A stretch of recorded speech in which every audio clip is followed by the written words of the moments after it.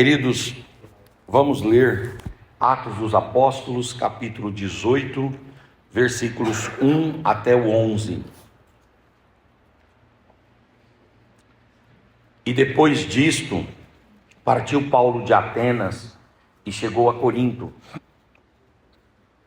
E achando um certo judeu por nome Áquila, natural do Ponto, que havia pouco que tinha vindo da Itália, e Priscila, sua mulher, porque Cláudio tinha mandado que todos os judeus saíssem de Roma, ajuntou-se Paulo com eles. E como era do mesmo ofício, Paulo ficou com eles e trabalhava, pois tinham como ofício fazer tendas. E todos os sábados disputava na sinagoga e convencia os judeus e os gregos. E quando Silas e Timóteo desceram da Macedônia, foi Paulo impulsionado no Espírito, testificando aos judeus que Jesus era o Cristo. Mas existindo e blasfemando eles, Paulo sacudiu as suas vestes e disse-lhes: o vosso sangue seja sobre a sua própria cabeça. Eu estou limpo, e desde agora eu parto para os gentios. E saindo dali, entrou em casa de um homem chamado Justo, que servia a Deus, e cuja casa estava junto da sinagoga. E Crispo, o principal da sinagoga, creu no Senhor com toda a sua casa. E muitos dos coríntios, ouvindo-o, creram e foram então batizados. E disse o Senhor em visão de noite a Paulo: não temas, mas fale e não te cales, porque eu sou contigo, e ninguém lançará a mão de ti para te fazer mal, pois eu tenho muito povo nesta cidade. E ficou ali 1 ano e 6 meses, ensinando entre eles a palavra de Deus. Amém e amém. Queridos irmãos, o meu tema aqui é monovocacionados e bivocacionados. A ideia nossa é falar sobre dois aspectos dos vocacionados no reino de Deus. O primeiro aspecto trata-se daquele que é vocacionado exclusivamente para a obra de Deus, que é chamado de monovocacionado.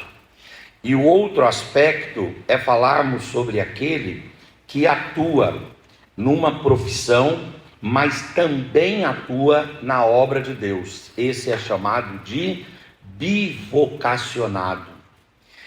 Quando nós pensamos nessa divisão, nós partimos de uma premissa que diz que é claro que essa divisão entre monovocacionado e bivocacionado não é uma divisão ontológica, ou seja, não é que um é vocacionado e o outro não é vocacionado, mas trata-se apenas de uma divisão funcional. Por quê? Tanto o que é monovocacionado como o que é bivocacionado, ambos são vocacionados por Deus.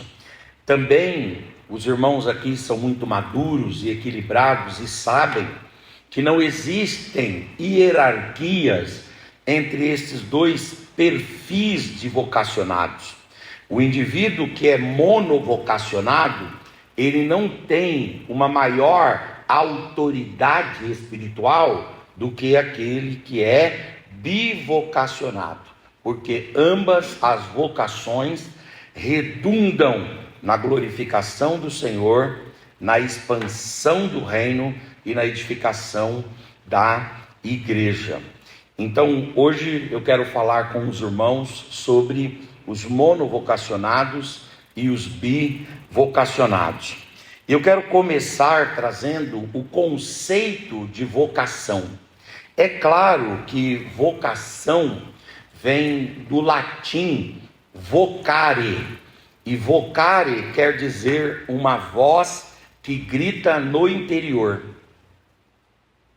Todos somos chamados para crer e para servir, porque o ideal de Deus é que depois que o cristão aceita a Jesus, é batizado em águas, é incluído no rol de membros pela ceia, torna-se cheio do Espírito e comprometido com a santidade, que são chamados esses pontos de rudimentos da fé, que esse indivíduo seja funcional no reino. Então, todos somos chamados para crer e para a funcionalidade no reino, mas para cada um, Deus vai gerar uma voz no interior que vai clamar para uma atuação, para um ministério, para uma atuação dentro da obra de Deus, porque a vocação ela é pessoal, subjetiva, de foro íntimo. Agora o chamado é geral, é para todos. Quando nós pensamos na ideia da vocação no Antigo Testamento, nós nos deparamos com uma palavra em hebraico, que é a palavra quará. E a palavra quará, ela significa chamar, ela significa nomear e ela significa convocar ou comissionar para uma missão. Vocação vem do latim vocare, que quer dizer essa voz que clama dentro, e vocação vem do hebraico quará, que quer dizer chamar, convocar, nomear, comissionar para uma missão. Existe também uma aplicação dessa palavra quará no sentido estrito do monovocacionado.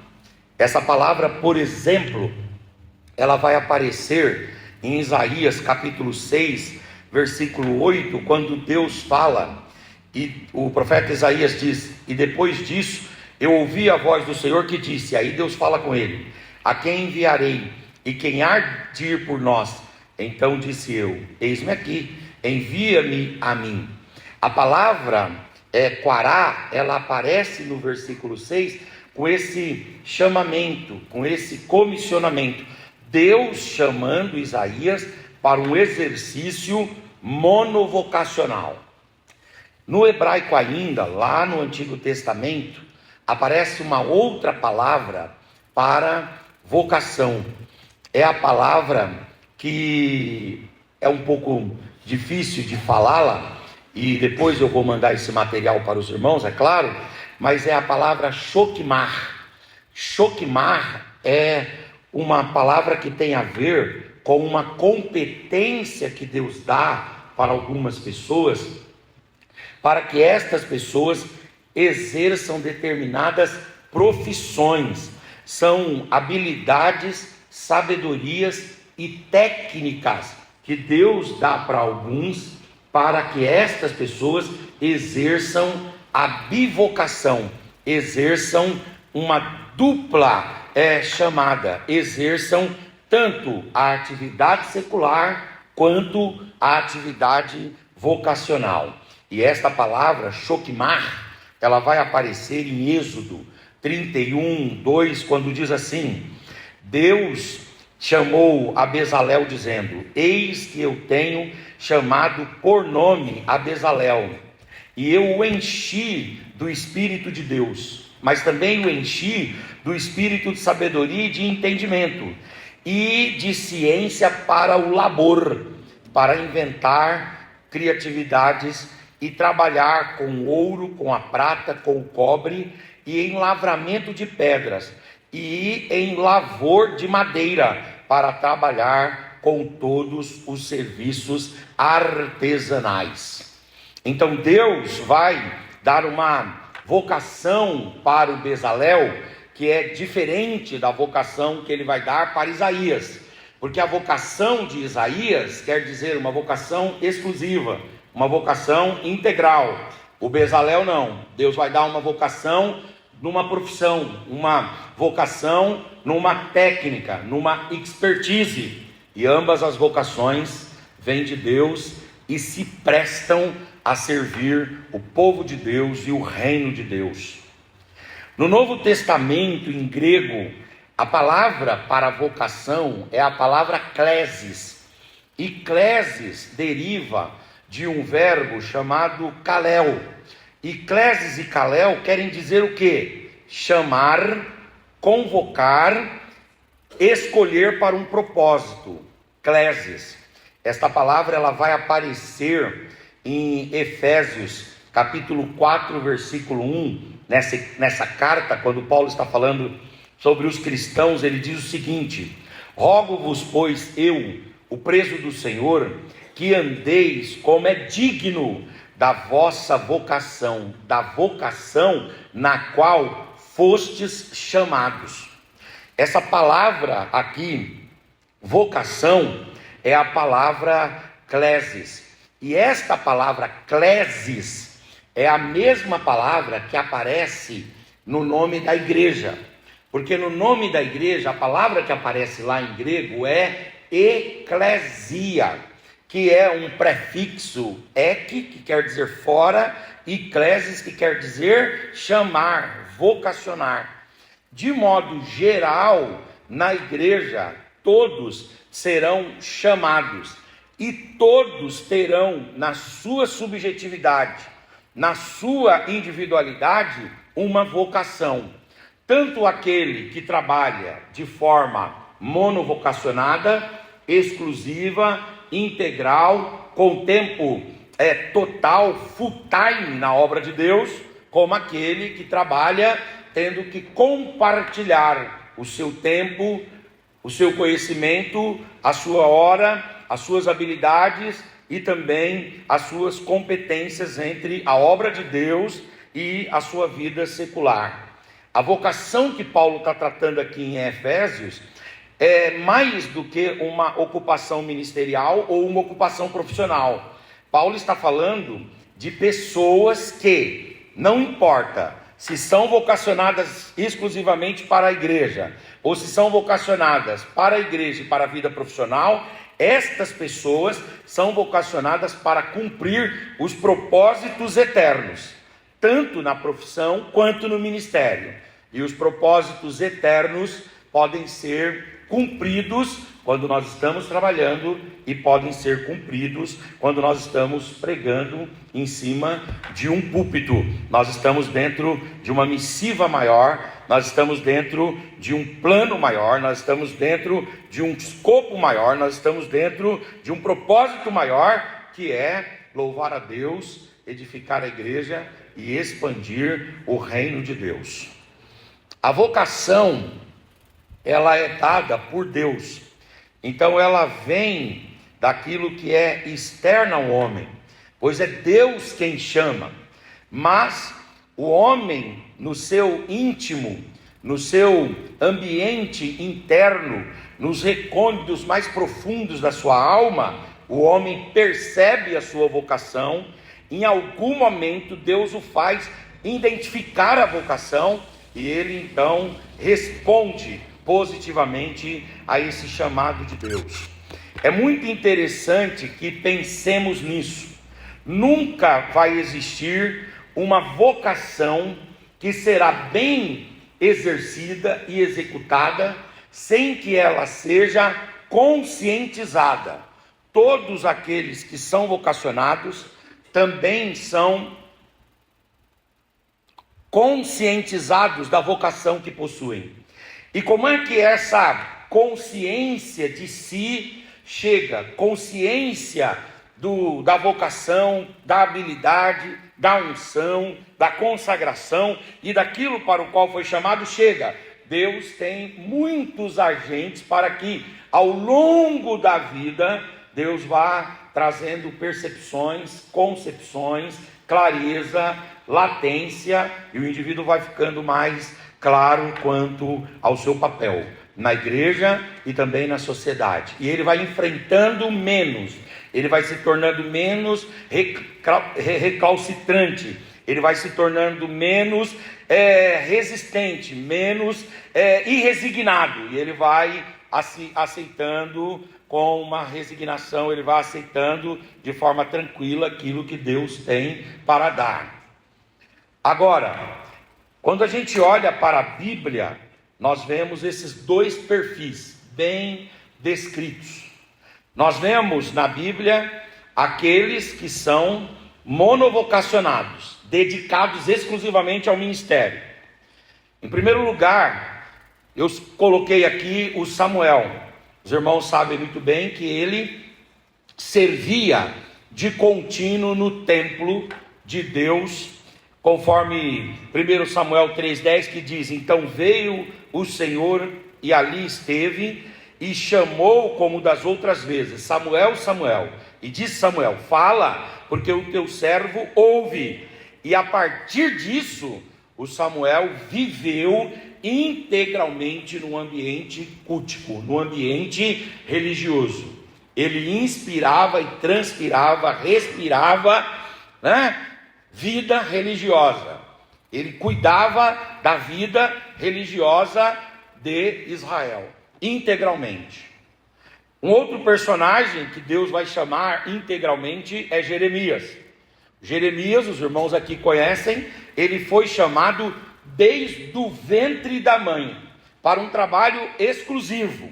Em Jeremias 1,5 diz: antes que te conheci, e antes que te formasse no ventre te conheci, e antes que saísses da madre eu te santifiquei, e as nações eu te dei por profeta. Não há registro de Jeremias exercendo outra profissão, outra atividade, outra vocação. Os irmãos sabem que o Jeremias, ele reunia em si duas poderosas competências: a competência de ser profeta e a competência de ser sacerdote, porque ele é da linhagem levítica e da casa arônica. Então ele poderia sim ser profeta e ser sacerdote, mas ele não exerce o ministério sacerdotal levítico, focando exclusivamente em sua chamada. Aqui está um típico exemplo de uma pessoa que é monovocacionada. Um outro exemplo é o João Batista, que os irmãos sabem que ele foi totalmente separado por Deus. Lá em Lucas 1,15, quando o anjo Gabriel está falando com Isabel, o anjo Gabriel diz: porque ele será grande diante do Senhor, e não beberá vinho nem bebida forte, e ele será cheio do Espírito. E aí o anjo Gabriel dá uma sentença vocacional para ele, diz: ele vai ser dedicado à obra do Senhor desde o ventre da sua mãe. A vida dele é uma vida consagrada integralmente à pregação. Ele viveu, ele pregou, ele evangelizou, ele ganhou almas, e ele morreu fazendo, e por causa da sua vocação, de uma vocação que era exclusiva, de um tempo integral. Agora, do mesmo jeito que as escrituras mostram esses indivíduos que dedicaram-se exclusivamente ao ministério, a Bíblia também mostra pessoas bivocacionadas. Nós temos exemplos de bivocacionados na Bíblia. Um deles é o Amós. O Amós, os irmãos aqui são grandes biblicistas, sabem muito bem. Ele é um dos profetas menores. Ele é originário, ele é natural da cidade de Tecoa, lá no sul de Israel, na região de Judá, e ele mesmo se autodefine, ele mesmo se autoconsidera em Amós 7, 14 e 15, quando ele diz: eu não sou profeta, e eu também não tenho a linhagem profética, eu não tenho ascendência profética, eu não tenho histórico familiar profético, eu não tenho o sangue nobre e azul dos profetas. Ele se diz: eu sou boiadeiro e cultivador de sicômoros. Os irmãos sabem que o sicômoro são figos silvestres, figos selvagens. Mas o Senhor, diz ele, me tirou de após o gado e me disse: vai e profetiza ao meu povo. Ele é um profissional da agropecuária, ele mexe com gado. Ele é um profissional da agricultura, ele mexe com a flora. Mas ele, quando foi impulsionado pelo Espírito, saiu de Tecoa, que ficava no sul, atravessou o país de Israel, atravessou a fronteira entre Judá e Israel, chegou lá em Israel, na cidade de Betel, apontou o dedo na cara do rei Jeroboão II e também do profeta Amazias, que estava lá, e deu uma palavra dura: vocês restauraram o culto ao bezerro de ouro, e o Senhor não quer isso, e o Senhor vai vingar esta causa. Vejam, aqui nós temos um típico exemplo de um indivíduo que é bivocacionado. Ele exerce a sua profissão lavrando a terra, ele exerce a sua profissão amansando gado, trabalhando com gado, mas ao mesmo tempo, quando o Espírito de Deus desce sobre ele e o toma, ele se ergue como profeta. É possível ser profeta e continuar exercendo a profissão.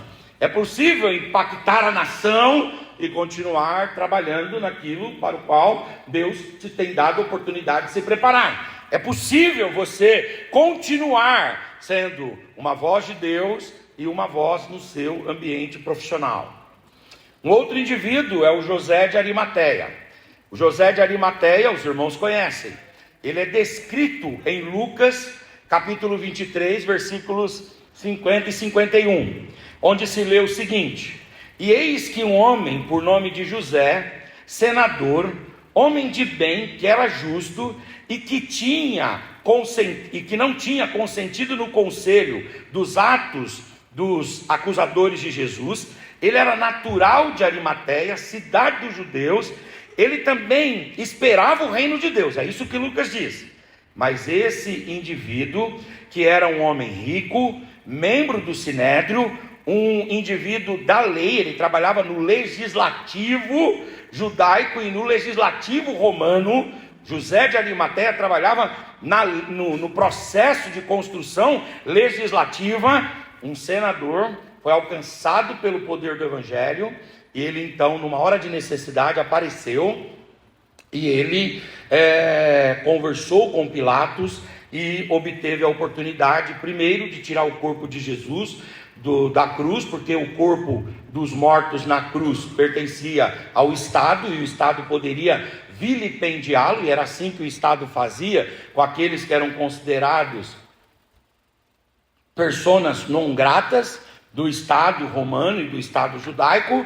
Então o Estado romano tomava para si o direito ao corpo. O cadáver hoje pertence à família, que vai dar uma destinação orientada pelo Estado, mas naquela época o cadáver pertencia ao Estado, que poderia vilipendiá-lo e expô-lo à ridicularização quanto tempo achasse que era necessário.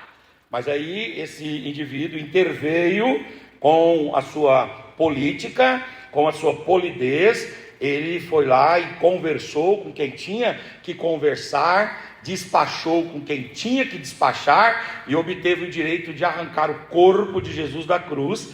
E não só isso, ele era rico, então ele cedeu o sepulcro novo para que se cumprisse o que diz o livro do profeta Isaías, no capítulo 53, versículo 9, que diz: o Senhor o colocará num sepulcro novo. E para cumprir isso, Deus usou o José de Arimateia. Muitos irmãos entendem que não é possível ser político, atuar com política e ser cristão. Não é possível atuar com política e honrar a Deus. E aí nós nós nos alienamos da política, e depois fazem políticas contra nós e nós choramos, nos lamentamos.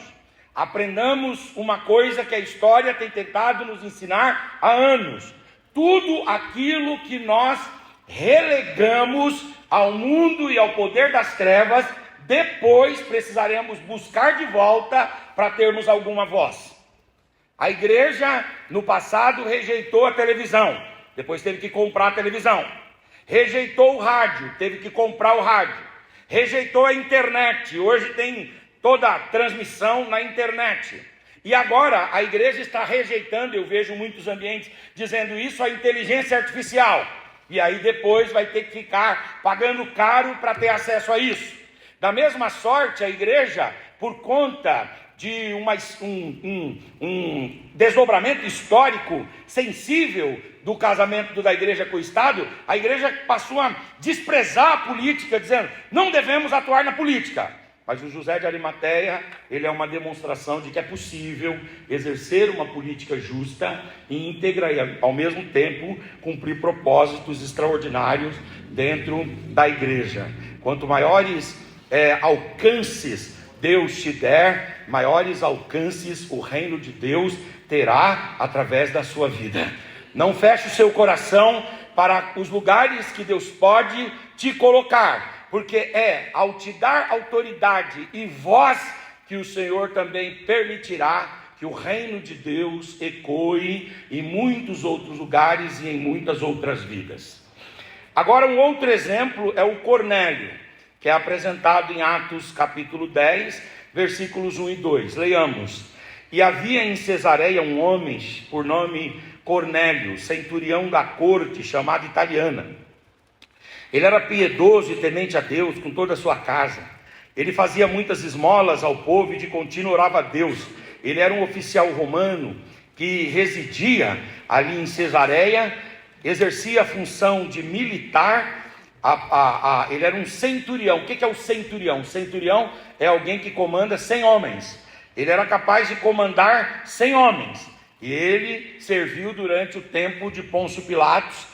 E mesmo atuando numa carreira militar, que é uma carreira sensível, para um povo que escravizava Israel, porque ele é centurião romano, mas ele pôde conhecer o Evangelho, conhecer a palavra de Deus e mais, a contribuição histórica do Cornélio é porque é a partir dele que o Evangelho se abre. Texto do próprio Atos, capítulo 10, versículos 5 e 6, o Evangelho se abre para os gentios. O Evangelho se abre para os gentios, por quê? Porque alguém da alta cúpula, alguém da fina camada, alguém da classe A do poder romano, aceitou o Evangelho de bom grado. É natural que Jesus falou assim, quando ele respondeu a João Batista se ele era o Messias ou se haveria de esperar outro. Diga que aos pobres está sendo anunciado o Evangelho, cegos estão vendo, surdos estão ouvindo, mudos estão falando e mortos estão sendo ressuscitados. Jesus falou, aos pobres estão, mas aí a gente já acha que é pobre no sentido socioeconômico. É sim uma maior abrangência da fé cristã entre as classes mais pobres, porque aqui é a maior carência de Deus. Mas o Evangelho, irmãos, ele vem a nós como uma espada cortante de 2 gumes, que vai dilacerando o coração petrificado do homem, e não importa quantas camadas a riqueza, o pecado, a carne, o mundo tenha colocado, a palavra de Deus, ela vai perfurando, ela vai entrando, e até os corações mais resistentes sucumbem ao poder do Evangelho, ao poder da palavra de Deus. Poder da palavra de Deus, ao poder do Evangelho. Nós temos uma outra pessoa aqui, que é um outro exemplo, que é a Lídia. Ela é mencionada também em Atos, só que agora no capítulo 16, versículos 14 e 15, que dizem assim: uma certa mulher chamada Lídia, vendedora de púrpura, da cidade de Tiatira, que servia a Deus, nos ouvia, e o Senhor lhe abriu o coração para que estivesse atenta ao que Paulo dizia. E depois que foi batizada, ela e sua casa, Lucas diz, nos rogou, dizendo: se haveis julgado que eu seja fiel ao Senhor, entrar na minha casa e fiquem ali. E nos constrangeu a isto. A Lídia era vendedora de quê, irmãos? De púrpura. A púrpura, os irmãos sabem, era um tingimento que era decorrente de um molusco, e era caríssima. A púrpura é o roxo, e aí então ela vendia tanto o linho fino, quanto as roupas tingidas por aquela coloração, por aquela pigmentação. Uma mulher riquíssima, mas essa mulher, vendedora de roupa, vendedora de púrpura, riquíssima, abriu o coração para o Evangelho e exerceu a sua bivocação. A Bíblia não fala que ela abandonou a sua atividade, que ela fechou a sua loja, que ela baixou o seu site de vendas. A Bíblia fala que ela não excluiu a profissão para incluir o Evangelho. ela uniu os dois, porque é possível sermos bivocacionados. É possível que Deus te abençoe profissionalmente. É possível que Deus te dê uma rede de lojas. É possível que Deus te dê um grupo econômico e você como grande CEO desse grupo econômico. É possível que Deus te dê uma empresa, Deus te dê um empreendimento riquíssimo, mas isso não precisa te impedir de trabalhar no reino e de servir no reino de Deus. Um outro exemplo é Priscila e Áquila. Empresários, cooperadores de Paulo. Priscila e Áquila são apresentados em Atos 18. Leamos os versículos que nós já lemos, versículos 2 e 3. E achou um certo judeu, por nome Áquila, natural do Ponto, que havia pouco que viera da Itália. E Priscila, sua mulher, porque Cláudio tinha mandado todos os judeus saíssem de Roma. E Paulo juntou-se com eles, porque era do mesmo ofício, e ficou com eles e trabalhava, pois tinham como ofício ser fazedores de tendas. Paulo, queridos irmãos, encontra Priscila e Áquila aonde? No trabalho. E é no trabalho que um começa a sussurrar do evangelho para o outro. É no trabalho que um começa a assobiar um hino que é identificado pelo outro. E daqui a pouco, eles de repente indo a caminho do vestiário, se encontram lá nos corredores do Curtume, ali em Corinto, e eles se encontram e um olha para o outro e diz: você é do caminho? O outro diz: eu sou. Então dá um abraço aqui, a paz do Senhor, shalom, graça e paz. Amém, paz de Deus, paz de Cristo, né? Amém, irmão? E aí os três começam a conversar e Paulo diz: vamos continuar trabalhando, mas vamos servir a Deus. O texto não traz isso explicitamente, mas implicitamente pode ser deduzido que Priscila e Áquila, junto com Paulo, trabalhavam a semana toda e no sábado eles iam para a sinagoga. E quando não tinha culto na sinagoga, nobre pastor, sabe para onde eles iam? Para a areia da praia, e lá na areia da praia eles iam orar. Porque o crente que quer orar, ele não fica arrumando desculpa. Tem gente que fala assim: a igreja está fechada. Mas você tem que ser, como disse o Lutero, uma doxologia viva onde você estiver. Se a igreja está aberta, a gente ora na igreja. Se não, a gente vai para a beira da praia, enquanto vai fazendo caminhada, enquanto vai trabalhando, enquanto vai dirigindo no Uber, enquanto vai servindo as pessoas no comércio de lanche, enquanto vai vendendo imóveis igual o Mateus e o pastor Fernando, enquanto vai escrevendo escritura igual os advogados, enquanto vai legislando e trabalhando para o Estado, não importa. O indivíduo vai orando e clamando a Deus, e lá que eles vão conhecer a Lídia. O Martinho Lutero vai dizer: um sapateiro, ele glorifica a Deus quando ele faz sapatos de qualidade. Se você faz sapatos de qualidade, você serve a Deus. Se você manda um e-mail não se esquecendo de nenhuma das partes importantes e essenciais do e-mail, você louva a Deus. Cada vez, Mateus, que você faz um contrato com um cliente da imobiliária e esse cliente compra lá o imóvel, você não deixa nenhum rescaldo para ele, nenhum problema, o Senhor pode ser louvado. Aquela pessoa pega aquele contrato e diz: glória a Deus, bendito seja o Senhor.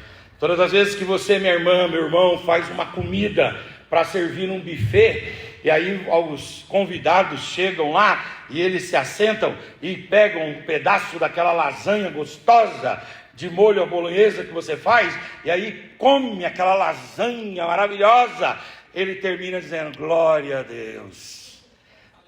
Como disse o Lutero, um sapateiro glorifica a Deus fazendo bons sapatos.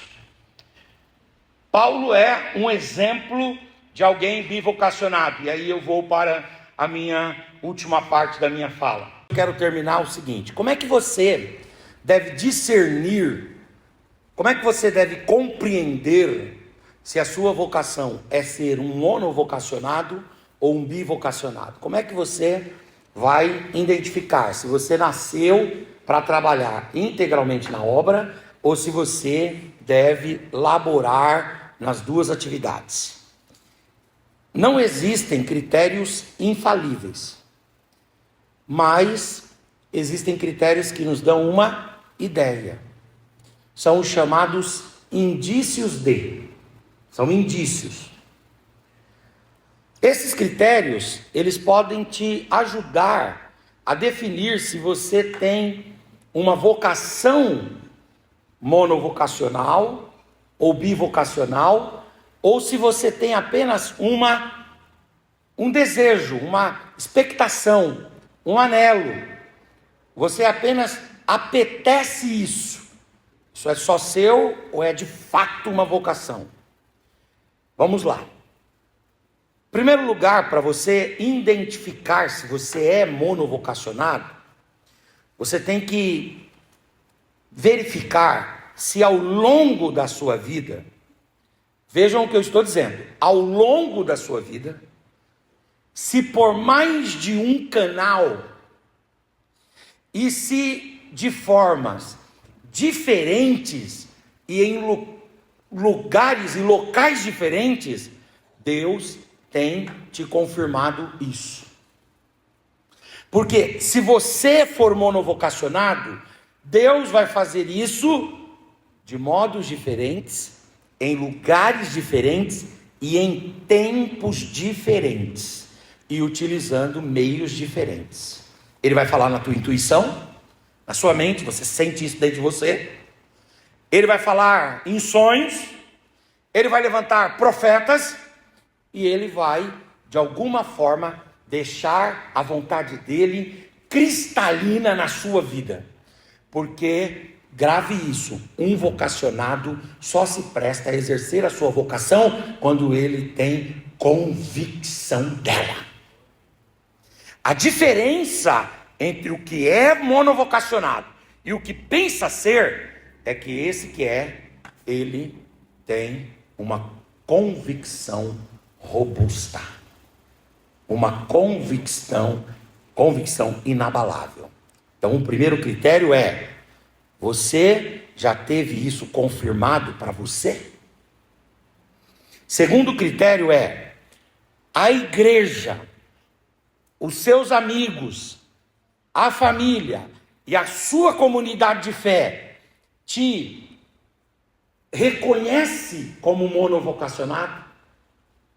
Ou a sua experiência social te prega o contrário, te pressiona para o contrário, te impõe o contrário? Porque se o seu ambiente te impuser o contrário, pode ser um indício de que ou você não é monovocacionado, ou não é o tempo de ser. Eu achava que eu era monovocacionado. Eu gostava de sair pregando por aí. Até o dia que a minha esposa sentou comigo, olhou nos meus olhos e disse assim para mim: se você continuar com essa vida, eu vou largar de você. E não é porque eu não te amo, é porque a gente está passando necessidade por causa das suas aventuras ministeriais. E eram aventuras mesmo. Agora é a Gabi, né? Gabi e Bruna, eu acho que são as mesmas pessoas. Eu confundo as duas. Agora, Gabi, Deus abençoe. Manda um abração para o pastor Alex, meu amigão. E eu tinha aventuras mesmo. Um dia eu fui pregar numa igreja lá no Tereza. Casado, pai de filhos. Quando eu saí do culto, a irmã disse: vou abençoar o senhor. Falei: que maravilha, irmã, amém. Aí ela disse assim: espera um pouco. Foi lá dentro do salinha das crianças, pegou 4 pipocas formigão, colocou na minha mão e disse: lá na sua casa são quantas pessoas? Falei: eu, a Mônica, o Dudu e a Moniquinha. 4 pessoas. Ela disse: uma para o senhor, uma para o Dudu, uma para a Moniquinha e uma para a Mônica. Aí quando eu estava saindo, ela falou: pastor, mas eu tenho cuidado dos pregadores aqui. Esse daqui é um pacote para o senhor comendo no ônibus. O senhor acha que eu vou deixar o senhor chegar em casa com fome?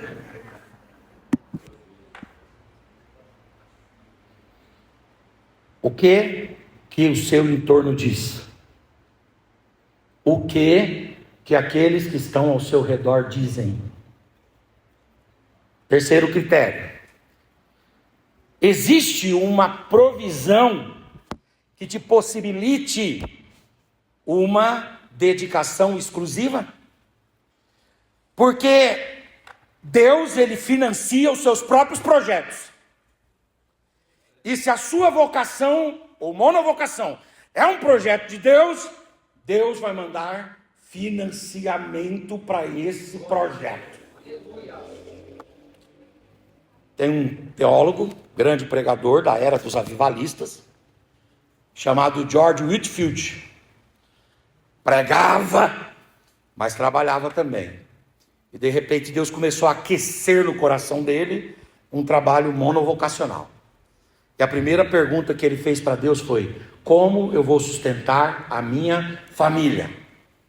E Deus falou para ele: eu vou colocar uma pessoa na sua vida. Ele foi pregar numa igreja, uma igreja bem pequenininha, e chegou lá naquela igreja, tinha uma viúva riquíssima, amou o jeito que ele pregava e expunha a palavra. No final, chamou o Dr. George Whitefield, doutor em Bíblia, e disse: Whitefield, quanto que é o seu custo mensal? Meu custo é X, todos os meses vem buscar comigo, e eu só quero que você pregue. Eu tive lá em Barueri, pastor Paulo Lucas Sacramento, conduzindo os trabalhos ali em Barueri, me pastoreando, 62 meses, um dos maiores presentes que eu já tive na minha vida. Um homem que me abençoou muito ministerialmente. E o pastor Paulo Lucas contava o seguinte: chegou nos Estados Unidos para exercer o ministério missionário. Lá nos Estados Unidos, os recursos financeiros do Brasil não chegaram, e ele ia para a igreja que ele estava iniciando lá, com necessidades prementes em casa. Ele disse: aquele dia nós fomos para pegar a oferta, para passar no mercado, para ver se tinha um almoço em casa. Quando ele está lá meio triste, pregando, uma irmã da igreja percebeu. No final do culto, a irmã foi saudá-lo. Estou vendo o seu semblante caído, pastor, o que está acontecendo?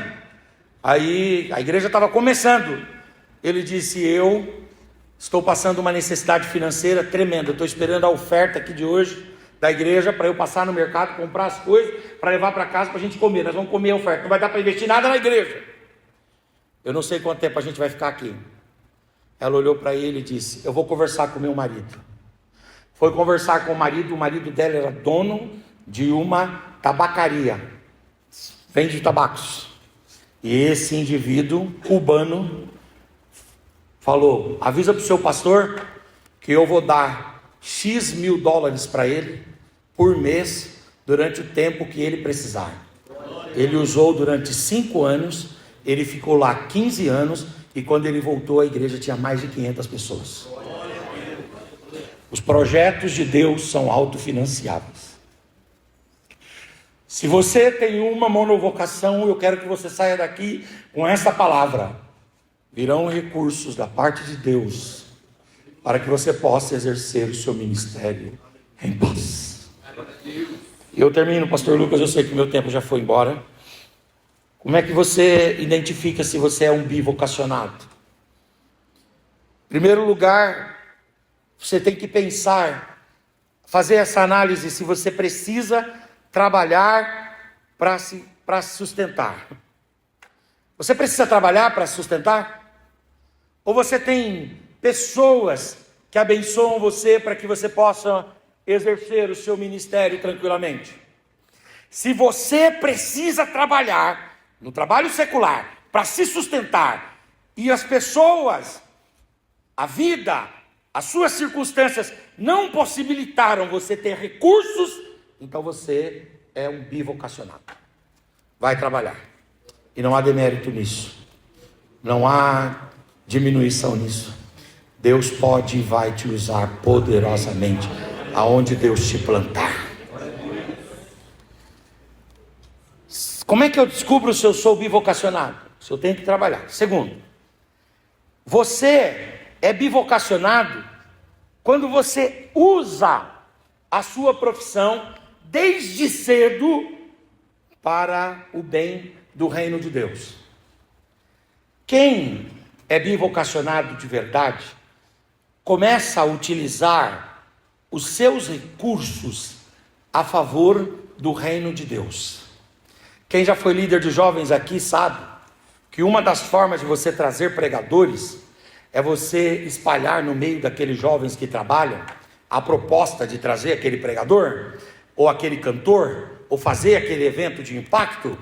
E aí os jovens que ganham mais, eles tiram um pouco do soldo deles e compartilham com o departamento. E ao retirar o soldo particular e compartilhar no departamento, esse indivíduo mostra-se bivocacionado. Eu tenho um amigo que Deus o colocou no mais alto nível de uma grande instituição no Brasil. Ele ganha um salário altíssimo. Ele gosta de pregar. Mas aí quando eu olho para ele e digo assim: você nunca pensou em viver só pregando? Ele diz assim: não, porque lá eu consigo ganhar recursos para eu sustentar, ajudando, é claro, mais de 40 missionários. Enquanto Deus mantiver aquela porta aberta, esses missionários vão estar comigo. Eu estou dando aula lá no Vale da Bênção, na EMA, Escola de Missões Antioquia. E esses dias eu estava conversando com um dos alunos, e ele disse assim: pastor, eu sou de fora do estado, aliás, fora do Brasil. E por que eu estou aqui? Eu estou aqui porque Deus levantou um empresário lá na minha cidade, que colocou a mão na minha cabeça e disse assim: meu filho, deixa eu perguntar uma coisa para você. Eu vejo você pregando, você gosta desse negócio. Por que você não escolhe uma escola para você estudar e ver se você tem jeito para isso mesmo? E ele está financiando, pastor, a escola, a minha alimentação e todos os meses um valor para que eu compartilhe com a minha família. Esse homem é um bivocacionado. Faz assim com as suas mãos, eu quero terminar. Deus vai abençoar estas mãos aí.